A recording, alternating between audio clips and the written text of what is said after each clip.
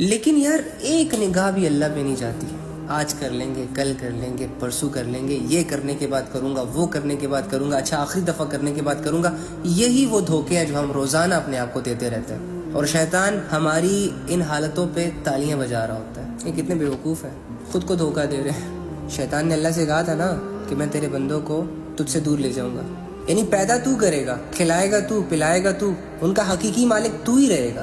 لیکن یہ دنیا ان کے لیے اتنی مزین کر کے دکھاؤں گا نا، ان کے نفس اور ہوس کو ایسا ٹریگر کروں گا نا کہ وہ تیری ساری بلیسنگز کو، تیری ساری نعمتوں کو بھول جائیں گے اور ان راستوں پر چلنا شروع کر دیں گے کہ جن راستوں سے تو نے انہیں منع کیا. اور وہ ایک بار بھی نہیں سوچیں گے کہ اللہ دیکھ رہا ہے، اللہ ساتھ ہے، اللہ کے مجھ پہ بہت سارے احسانات ہیں.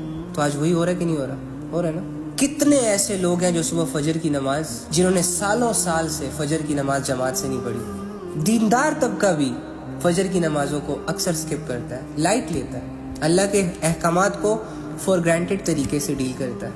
کتنے ایسے لوگ ہیں جنہوں نے سالوں سال قرآن کو ہاتھ تک نہیں لگایا، کھولا تک نہیں، تلاوت تک نہیں کی. اس سے بڑی غفلت اور کیا ہوگی اس دنیا میں؟ کتنی غفلتیں ہیں ہمارے اندر، کتنے گناہ ہیں ہمارے اندر، کتنی نحوستیں ہیں ہمارے اندر، کتنی خامیاں اور کتنی گندگیاں ہیں ہمارے اندر. اور ہم صاف لباس پہن کے، پرفیوم شرفیوم لگا کے سمجھتے ہیں کہ ہم بہت بڑے سیٹ صاحب ہیں، جبکہ ہمارے اندر کی حالت یہ ہے کہ اللہ کی نافرمانیوں کی وجہ سے ہم اندر سے کھوکھلے ہو چکے ہیں. ہمارے پاس زندگی کا مقصد ہی نہیں بچا. بس کھایا پیا سویا اٹھا، چلو جی سب سیٹ ہے. تو یہ زندگی کا ایک مقصد ہے. اللہ رب العزت نے آپ کو جو بنایا ہے، اللہ رب العزت نے جو آپ کو زندگی دی ہے، یہ کسی مقصد کے لیے دی ہے.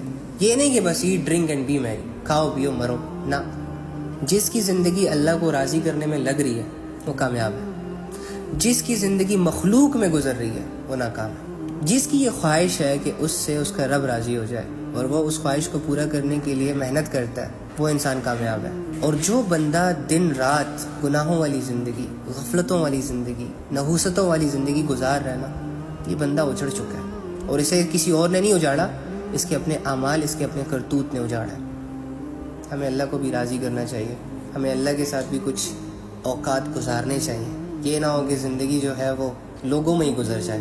کیا کھانا ہے، کیا پکانا ہے، کیا پہننا ہے، اس طرح کی چھوٹی موٹی باتوں میں ہی گزر جائے.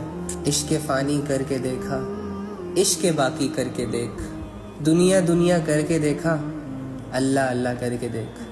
جس دل میں اللہ کا ڈر ہوتا ہے نا، اس دل میں کسی کا ڈر باقی نہیں رہتا. جس دل میں اللہ کی محبت آ جاتی ہے نا، اس دل میں پھر اللہ کے غیر کی محبت نہیں رہتی.